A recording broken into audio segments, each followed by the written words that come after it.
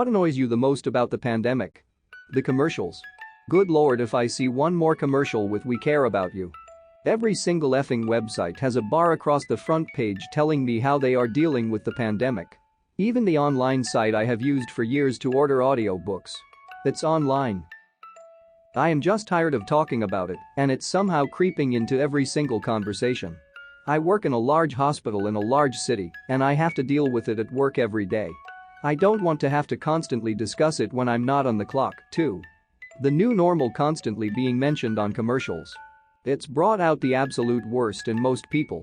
Some people have risen above, but most have not, and people you'd have never thought in a million years could be so crass, rude, nasty, and downright mean are all coming out of the woodwork. Bro, you gotta wear a mask, bro.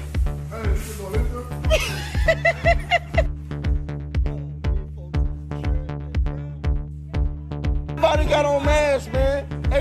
I have definitely noticed a significant change in people's attitude, and I don't like it at all. 2020 in general, really. Take a contentious election, a global pandemic, and a bunch of glue-eating morons with social media, and you get probably the worst behavior I've ever seen in my life.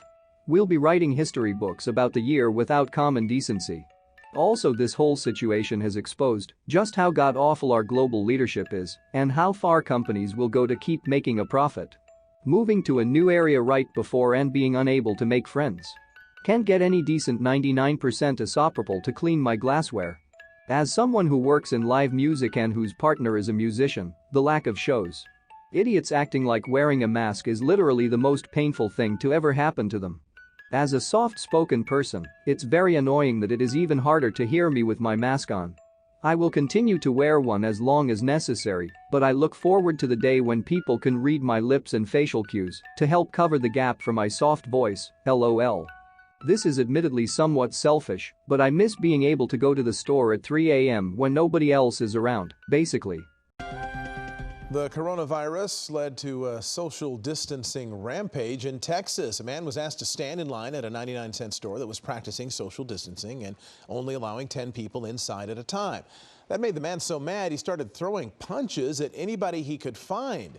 A witness tackled the attacker, but he got away. Officers arrested him a short time later.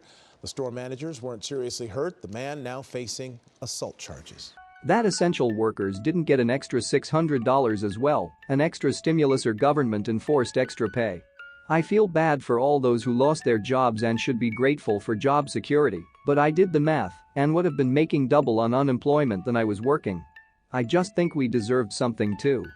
The blatant politicization of science, the amount of small businesses that will be shuttered forever because of it, the idiocy it's brought out in people. It might just be me, but the lack of respect people display now. I work in a warehouse that isn't open to the public. Never has or will be. We're not a storefront, we have no signs beyond basic markers for delivery drivers. Orders have always been done either via email or a phone call. And yet people will just walk in and order stuff now and expect it to be done then and there. I'm waiting to find out if I have cancer, and I can't take someone in with me for support. As a service provider, I can see that some of my clients are actually benefiting from this pandemic. The isolation. I didn't know for the past 2 weeks that one of my best friend's dad died. Without the pandemic I would have known and would have been there for him. That I've been inside and isolating and put all my plans on hold since March, and thanks to so many people being selfish asses, there's still no end in sight. Rushed research. I've read so many preprint papers that are just trash or missing painfully obvious variables. Not surprising many of these papers get retracted or absolutely tore apart by academics. It honestly feels like sometimes the authors are just trying to get something to stick so they can have name recognition. Thankfully, there's a ton of great research out there. And then the media reports on non-peer-reviewed studies and presents them as fact. When people wear their masks without covering their noses. How quickly the stay-at-home was dropped by people and even governments, it's like everyone stopped caring. It's not just governments. Some hospitals quickly went from lockdown mode to business as usual folks mode. Same with universities and schools. I agree, once people got tired of it and summer came around, everyone stopped caring. That I can't see movies in theaters anymore. I want to travel internationally again. Misinformation. I don't mean a huge conspiracy theory or any political party using COVID-19 to their advantage, though there is some of that. I mean businesses, media, schools, local governments, etc. lying to the public and/or suppressing information. Some of them probably have an agenda, e.g., schools, but I suspect much of this boils down to apathy or ignorance. Massive corporations seizing the opportunity to further hoard wealth, crush small business, and extract bailouts from the government. The gyms are closed. It's one of the few places I actually go. Everything that I was looking forward to was cancelled. Dating is really effing hard. That I'm paying $30K to attend Zoom University School of Nursing. The fact that people aren't changing their diets to cut out animal products.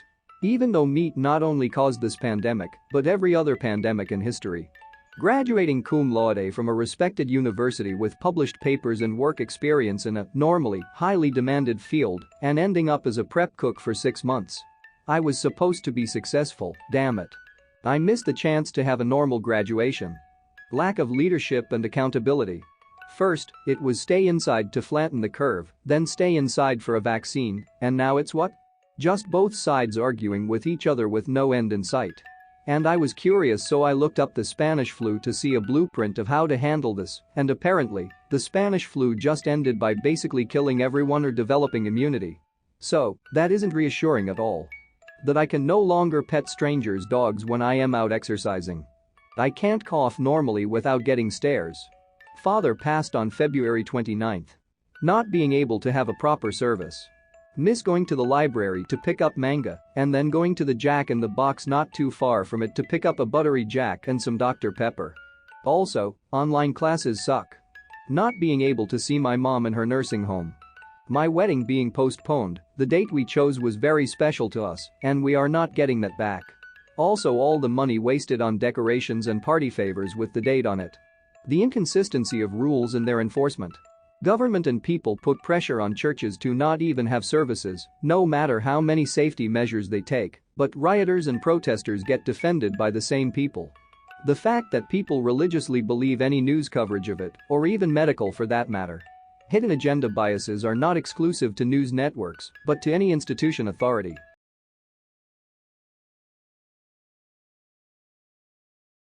Everyone reacts differently to stressful situations like the COVID-19 pandemic. This can be a time of strong emotions in both adults and children. You may feel anxious, anger, sadness, or overwhelmed. Find ways to reduce your stress to help yourself and the people you care about. Learn the common signs of stress, such as changes in sleep or eating patterns, difficulty concentrating, worsening or chronic health problems, and increased use of alcohol, tobacco, or other drugs. Take breaks from news stories, including social media. Take care of your body. Take deep breaths, stretch, or meditate. Try to eat healthy, well-balanced meals, exercise regularly, get plenty of sleep, and avoid alcohol and drugs. Make time to unwind. Try to do activities you enjoy. Connect with others by phone, text, or email. Share your concerns and feelings with people you trust. Per an article from Talkspace.com, if you're feeling irritable during the pandemic, you're not alone. Why are many of us feeling irritable during the pandemic?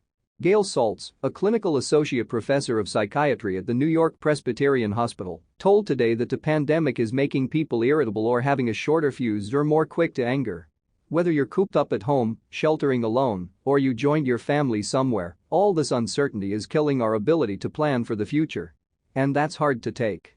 Unsurprisingly, there are a huge range of reasons that we might feel more frustrated and irritable at the moment. One of the main causes is the disruption to our regular routines. Spontaneity seems enticing, but the reality is that most of us don't do well with uncertainty and unpredictability. Jeremy Tyler is a director at the Center for the Treatment and Study of Anxiety at the Perelman School of Medicine at the University of Pennsylvania in Philadelphia. He told Today that, regardless if you have the virus or not, when you're in that situation where you feel threatened, we do have a biological wiring to retaliate, fight or flight. Sometimes our loved ones end up being in that line of fire. If you're losing your temper with your loved ones and then feeling racked with guilt, it's not that you're a bad person or just have a mean streak. Turns out, being irritable is a normal side effect of anxiety and stress.